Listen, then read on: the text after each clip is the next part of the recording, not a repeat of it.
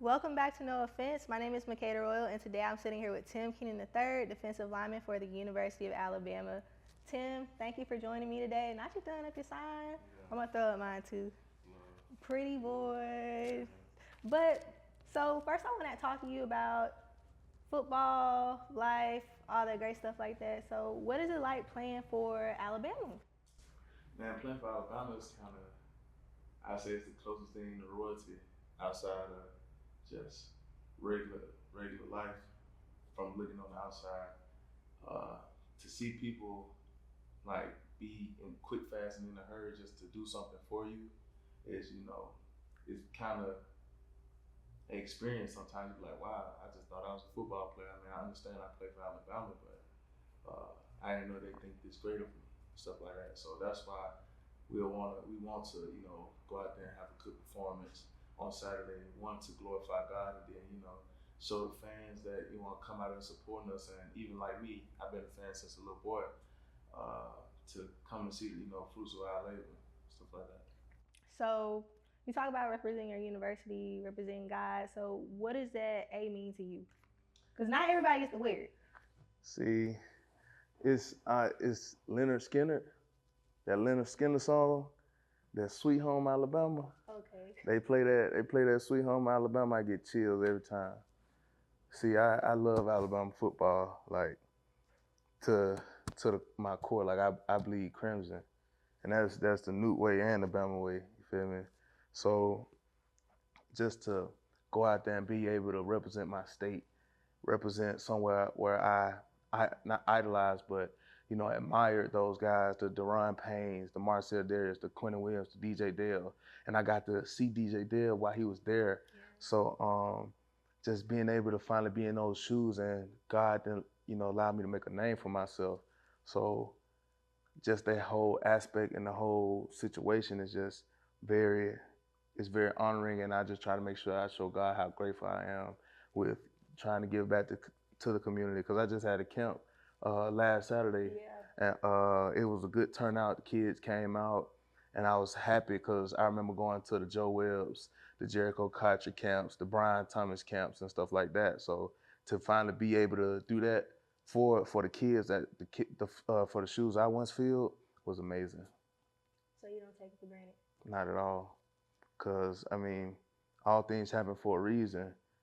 And sometimes, to tell you the truth, I was running from this. Really? What do you mean by that? Because all this started once I got my life right with God. So, sophomore year, going into my sophomore year, I had ended up dropping the weight, feeling good, and I was starting to get into the rotation for the lineup. And then my grandmother passed in July. Things just went downhill, and I wasn't right mentally. So that following year, we was at the Sugar Bowl in New Orleans. I'm looking out over the city, the fireworks coming. You can hear the band from Bourbon Street, and I'm just sitting there. I'm talking to God, I'm like, God, I'm sick of not playing. Like, I don't deserve to be on the sideline, but I decided I was gonna take my life back right then, but I was gonna do it with God. And faith without works is dead. So that's why the faith that I had to match the work with it. I used to tell God, I want to play, but I wasn't doing what I needed to do to play. So I had to prove to God with my actions that I wanted to play. And the words of Coach Otis, I always say them, but he said, be a verb and not verbal. So I took that and I ran with it, because I wanted to be a man that stand on my word.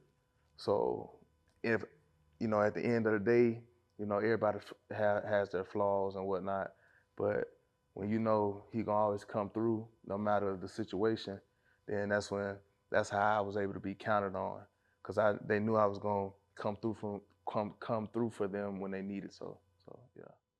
When you talk about putting in the work, because I read some things, like even Coach Nick Saban, he said, Tim's been working really hard. Mm-hmm. Like, so people did see that you started putting in the work. And I think that's cool that you're even sitting here like acknowledging, because some people they'll just kind of be like, well, I'm not playing because of my coach, or they don't like me, I'm gonna leave. So what made you say, like, I'm going to stick this out? Well, that last year when I was deciding to take my life back with God, it was, I said to myself, this year, if I don't play at the University of Alabama, it's because God had other plans for me. And I was just, God, let me play. And I started. I was just asking to play. God, just let me get a couple snaps. Let me get about 10 snaps a game, 40, 30. So he gave me double for my trouble, but I had to show him I was committed to him. And we got speakers that'll come through, and Dr. Echo, and it was just like, and he had some things that was like, are you committed to it, or are you interested? And so he had the scenario. He said it was this man. He said he was gonna lose weight, but every time he saw a brownie, he'll break his diet, and he couldn't, lose the weight he needed to. And he was just interested in losing weight. But now, that same man, they went to the doctor. His little girl needed a kidney, but he's the match. But until he loses weight, he can't give her the kidney. So now he's committed to the cause instead of just interested because he's not doing it for himself. And with that, God, I found out because I was trying to, I needed somebody to believe in me. I was looking for fulfillment, and in the college years, that's when God, separate us and get us alone, because we're not under the parental advisory of our parents or our guardian and whatnot. So once I realized all I needed was God, and that God believed in me, and that God thought I was so strong to the point where that he would allow me to go through these trials and tribulations. And it's a lot of times we'll ask God, like, why me? Like, why you allowing this to happen to me? When really we should say to God, like, thank you. You think I'm so strong. You think I can face this adversity. You think I'm built for this. You made me so wonderful in your image that you allow me to go through this. And that's why every task or every storm I face, I laugh. Because I was like, well, I got God. Like, that's where that confidence and that swagger come from. Like, I feel no man, feel no woman, no man. And I wanted to prove in my trying to play, I wanted to prove to Coach Saban that I could play for him. And in that, I was trying to prove it to man. And God made it to where he was just like, nah, you're going to prove it to me. And then you're going to prove it to yourself.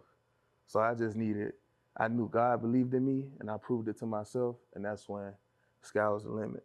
And everything took off.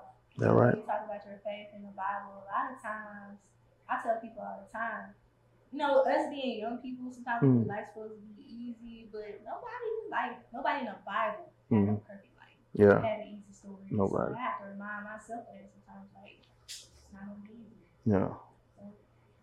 So, talk about playing for Alabama. You went to Ramsay High School. Yeah. You were highly recruited. 205. So what made you choose Alabama? Well, at first it was kind of like I always wanted to go to. It was Bama from the get go. So it was always Bama.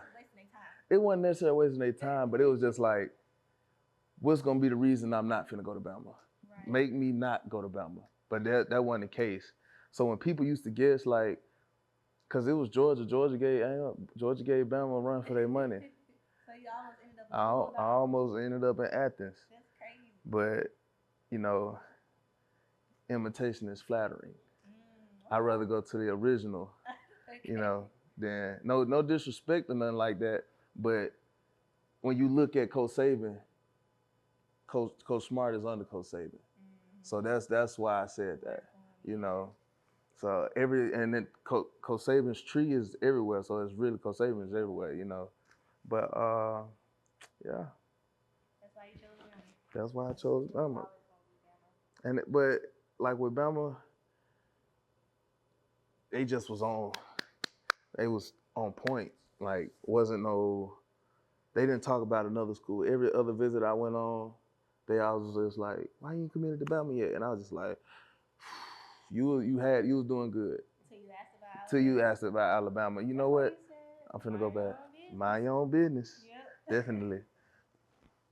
So when they recruited you, I don't know, did Nick Saban ever come up to the school or? Oh, he came to Ramsay. Yeah, he came to Ramsay. When he came over there, he was just like, man, I've never been to Ramsay. Like I never know where it was or anything like that, or even that existed. And so, because when I was getting recruited, Ramsay catch a lot of flack and stuff like that. But when I was getting recruited, because I was in the 8th grade going into high school, and when Bama first, because I went to the camp, yeah, and it was just like, well, what school is he going to? Because he's coming out of middle school, and it was like, oh, he goes to Ramsay. That's an IB school. So to everybody that hate on Ramsay, Ramsay got street cred from Alabama. So that's how, you feel me? That's how I got noticed as far as like books wise. They was like, oh, we ain't got to worry about that. He went to Ramsay. So if you want a great education, go to Ramsay. My folks, that's what they sent me for. They didn't care about no ball, but they knew at the time that Ramsay had both. So for me to be successful and be college ready, because college is a breeze now. I graduated in December, so I'm excited for that. And Ramsay helped me prepare for those things like that. So all you Ramsay haters, we bleed blue and roll tide. But yeah, that was definitely like a good. Well, it made me feel happy because I was like, I ain't even really stepped into the school yet. I just, I'm finna go there. I start workouts when I get back. It was just a time because I didn't really think that he would come over. I was just in the 8th grade. I didn't think too much. No, he came to Ramsay right before COVID and stuff happened. Okay. But he noticed me. I got their offer and stuff. In the 8th grade. Yeah. Oh, okay. Wow, I didn't even know that. So, talking about Ramsay, you get to Alabama, you talk about not playing for a while. So I'm pretty sure there was a big difference between high school and college. So what was your welcome to college football moment, or what was your welcome to the SEC moment? Like, we here now. It was my welcome to college moment was when I had, worked my tail off. And like you said, I wasn't playing them first 2 years. So just everything, a lot of stuff was built up. All them times where I knew I should have been out there and sit in them situations, I felt like I could have helped the team. So to pray to God, have my, prayer come back full circle, and then to hear my name called, and it wasn't just like, starting lineup, you waiting on my name the first one called off the board, starting defensive tackle from Birmingham, Alabama, Tim Keenan III. And like I cried the first time I heard that, because that was the first time I really was just like, man, I worked for that. I know because a lot of people, they don't really care for something, or they don't appreciate nothing because they ain't really have to work for it. But when you done put time invested, blood, sweat, tears, money, you gonna want something for your pay. So just to see that, and then finally getting on the field and just not necessarily just being another person out there on the team, but excelling, like making the plays like Texas A&M. I didn't really even know I had that great of a game. I was really 8. Yeah, I led in tackles that game, but I was just happy I got a sack. You just, as a D lineman, trying to get a sack, it's not necessarily hard, but just imagine y'all know them security dudes at the club. It's 2 of them getting in your way everywhere you go, and you got to beat them to go in the club. And not when you get in the club, you got to go get the money. Because sometimes people get in the club, but they end up just missing the pretty girl that walked past or whatever. Nah, I'm finna go get them digits. I'm a go-getter, definitely. You be asking girls numbers at the club? Oh, nah. I just be chilling, because you really can't hear nothing. And the music be too loud and whatnot. What do they call it? 1225? Yeah, 1225, yeah. That's a spot. But if she pretty and stuff like that, she know I'm looking. Oh, okay. Because she looking. We gonna get him on Instagram? We'll get in contact if we need to. Oh my God. You know what? You gotta approach her on campus. Of course, I'm better in person anyways. I feel like people do too much in the I don't text back no ways. And that's not because I'm a bad texter, but I'm out in the community. I'm too busy, you know, trying making moves and motion going on, good motion, positive motion with the kids, not you know the other stuff. But that's the motion I got going on. So I'm sorry if I'm late to a text back. Yeah. You got stuff going on. So I wanted to ask you. You talked about your name called. So what's your mentality like on a game day? My mentality is just to glorify God's name and go out there and have fun. Just play like it's your last, cause you remember when you weren't playing. So I'm just playing for all them times I wasn't playing, and remember I was just like, man, when I get out there. But now that I'm out there, it's another level to, you know, to achieve. But right now I'm just trying to win the next ball game, because right now it's a lot of doubt. It's a lot of doubt. Really? It's a lot of criticism. Like, you know, we're a new team, new coach and whatnot, but I love it, because it feels like Ramsay again. A lot of people, you know, they doubted us, and we did come up short my last year, but I was hurt that year. I ended up getting injured in 2 games before the season was over with. But I'm definitely excited for this upcoming season. So you talk about new coach, new team. You played for Nick Saban, now you're playing for Coach DeBoer. Is there a difference in personalities, would you say? I'll say old school parenting, new school parenting. Okay. Feel me? Right. That's my best way I can explain it. Like, yeah, both ways. New school parenting is not bad, but it's more of a, instead of my way or the highway, it's just like, all right, if this your way, you got to do it right, the right way. You got to make it the right way, or let me show you how to do it that way, instead of just willy-nilly. Like, a lot of people trying to say, is the foundation still going to be there? Is the hunger still going to be there? If anything, it's make sure it's more. You feel me? Like what they say, grande. That's Spanish, ain't it? Y'all ain't know I was bilingual. Feel me? You feel me? But yeah, that's pretty much my take on that. Yeah. So you had a chance to play for Nick Saban. What would you say is your favorite memory of him?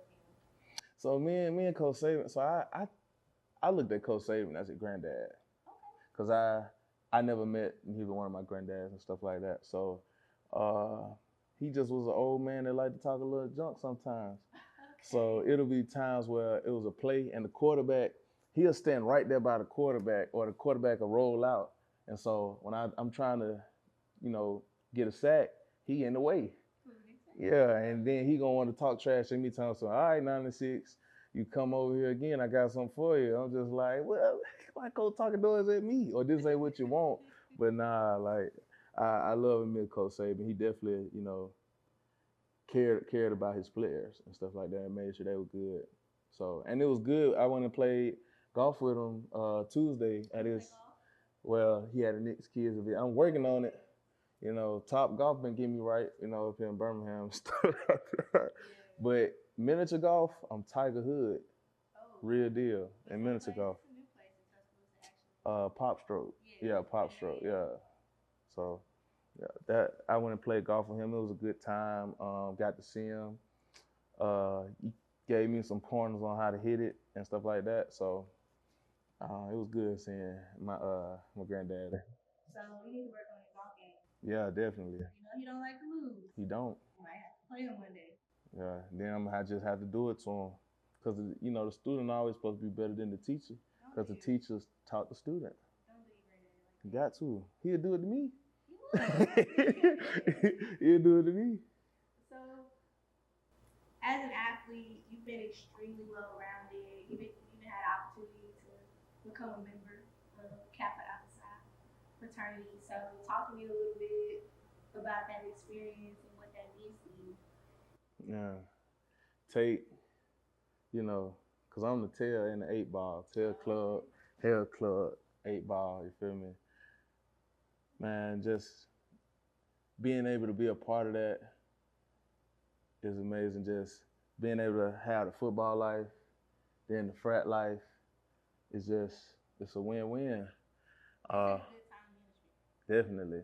So you find out what you know, your priorities get real in order when you when you got to make sure things happen. You understand? But nah, it's a good time just having time with my frat brothers down on campus. You know, we down there running the yard and whatnot.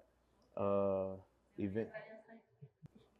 I ain't got it. I just said it because you know these are the viewers understanding, but you'll hear about us. You know, 1225. Yeah. I've never been in there, but I've heard of it. But we throw a lot of events and stuff like that. So I know your family is very important to you. Mm-hmm. Keenan, Mm-hmm. up and coming. So how does it feel when you watch your little brother play and be successful? Shout out to little bruh. I'm fanning out now. I'm finna have a fan moment. Cameron Keenan, the best quarterback in the state, who's standing there, you feel me, 6'4", about 215 or 210, whatever. I don't want to make you too heavy, little bro, but you ain't lit at all. You feel me? You still be wrestling. He just got runner up in the 110 hurdles at state. So what you got a 6'4", athlete running like a gazelle is up. I'm happy to be over here, brother. I'm happy to watch you play. It's always a joy. I just be happy. I need you to play long enough so I can sack you. So, cause I'm trying to do that. Really, you playing quarterback, and I don't really like quarterbacks. Not because of the people they are. It's because we practicing all this, all these times and practicing hard, and nobody can touch you. Don't touch the quarterback. Don't touch the merchandise. Well, I'm merchandise too. You feel me? No disrespect. I love Miro and all that. But first of all, you already fast. Then I don't know what. Then we can't touch you. It's kind of unfair, So yeah, if I do swipe at you and the ref call it a sack, it's a sack. Miro. But back to little bruh. I'm excited for what you've become. I'm excited for the season, your upcoming senior season.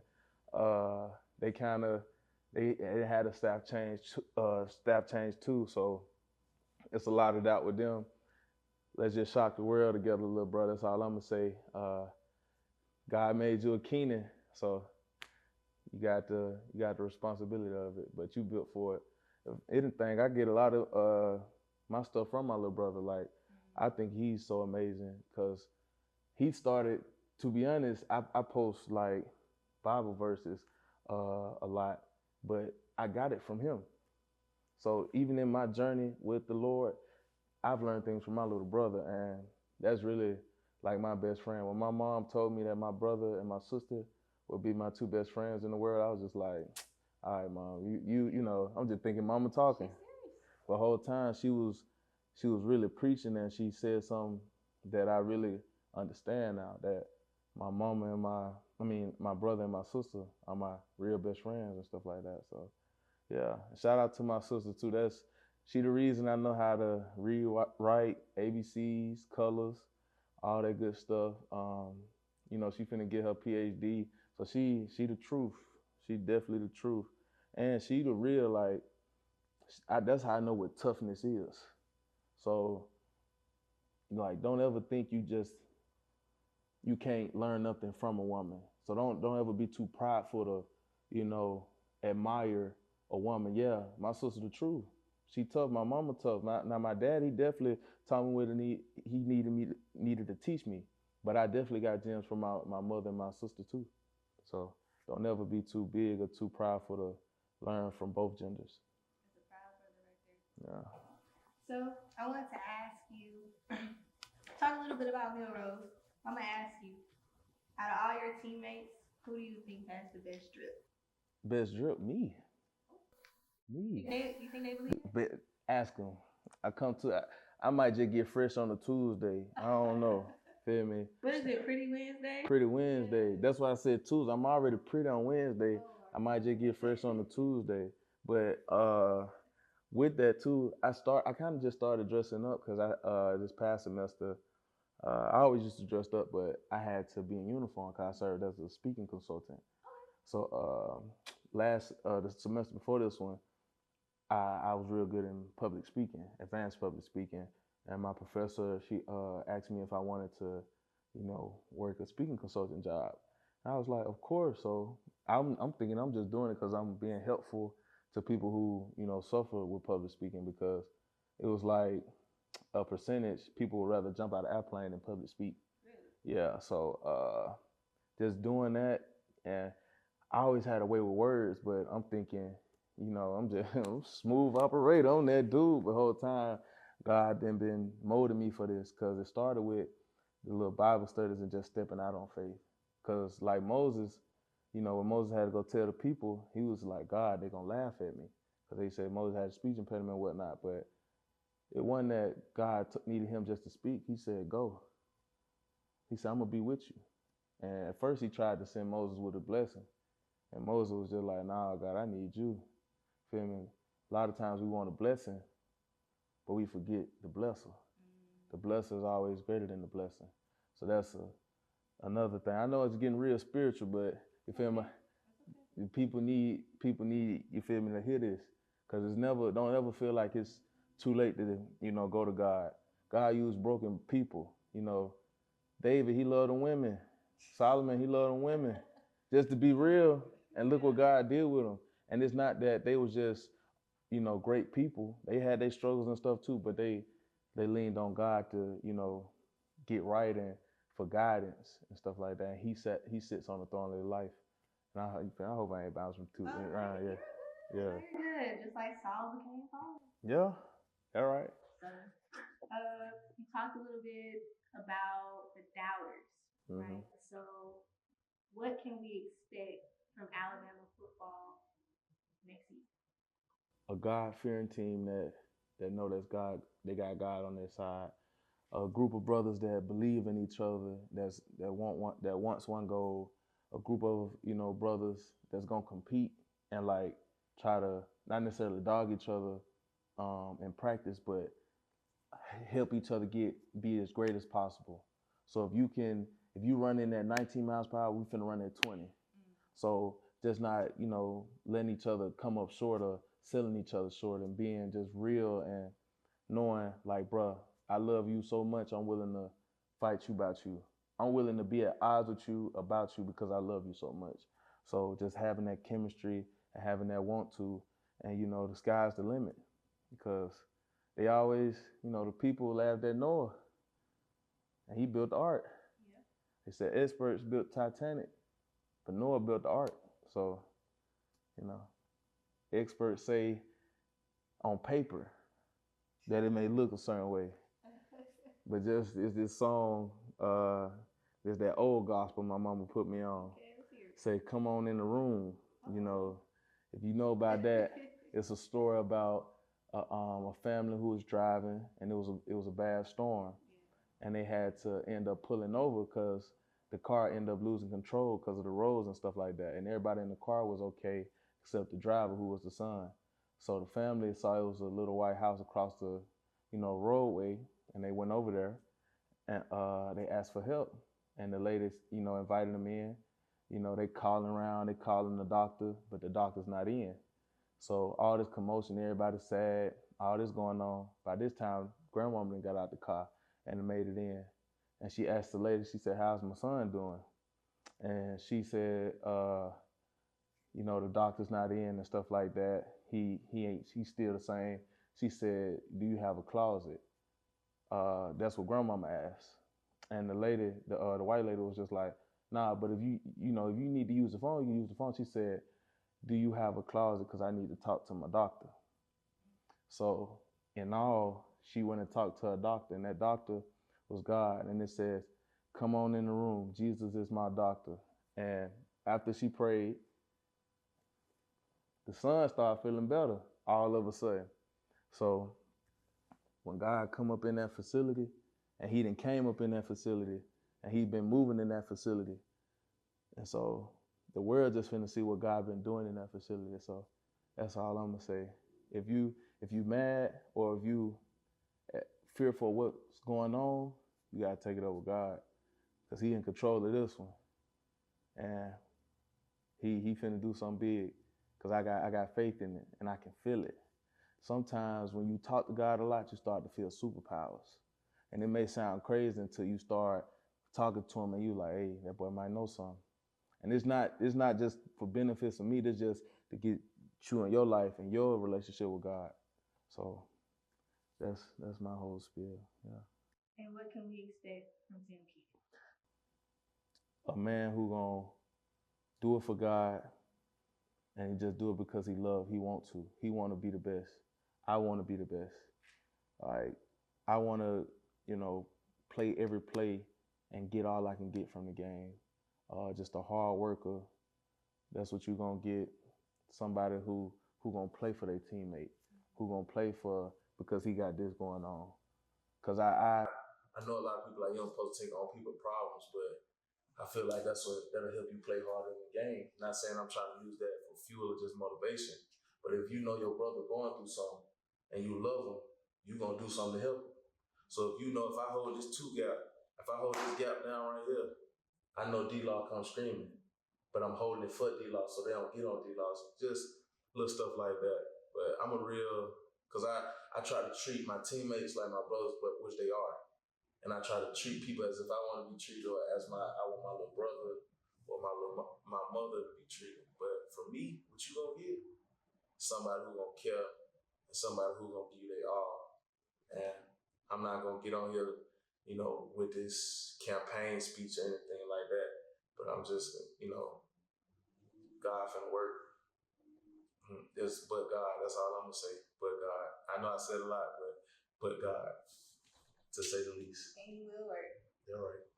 Tim Keenan III. Thank you for coming. Thank you for having me. It's been a good chat. Hey, if you like this type of content, be sure to like and subscribe to our channel and follow us on Instagram at NoOffenseSports_.